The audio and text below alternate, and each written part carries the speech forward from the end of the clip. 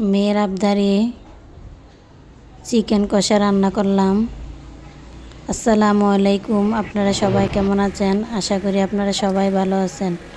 এটা কড়াই বসিয়ে তেল দিয়ে দিলাম। এখন আমি মাংসগুলো দিয়ে দিব। মাংসগুলো একটু ভেজে নেব।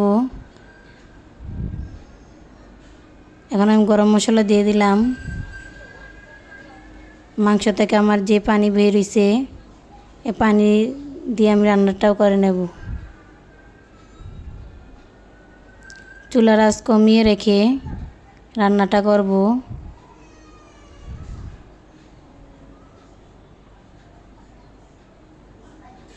পেঁয়াজ কুচি দিয়ে দিলাম। পেঁয়াজটা নরম হয়ে আসলে আমি সব মশলা অ্যাড করে দেব। আর হলুদের গুঁড়া দিলাম, মরিচের গুঁড়া,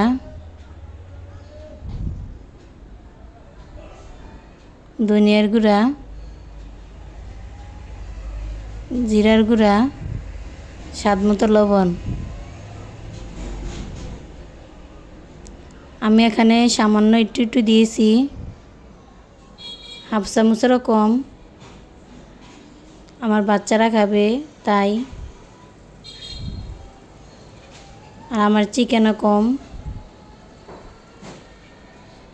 চিকেন বেশি হলে আপনারা মশলাটা একটু বাড়িয়ে দিবেন।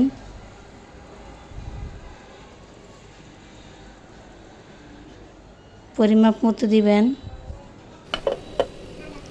এখন ঢাকনা দিয়ে ঢেকে রান্নাটা করে নেব। আজ দুপুরে মেয়ে খাওয়ার সময় বলছে, আমি চিকেন রান্না করলাম না। তাই মেয়ের আবদার পূরণ করার জন্য চিকেন রান্না করতেছি ঝটপট বাচ্চাদের জন্য। যেভাবে তাড়াতাড়ি করে রান্না করা যায় এভাবে রান্নাটা করে নিব।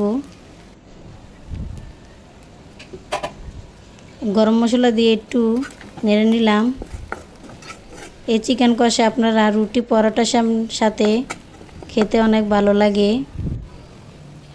আমার চিকেন কষা রান্না হয়ে গেছে, আপনারাও ট্রাই করবেন।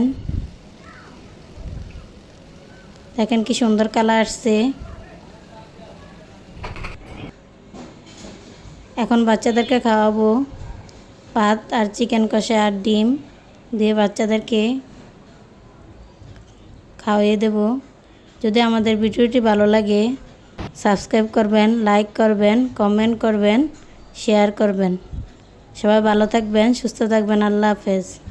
আসসালামু আলাইকুম।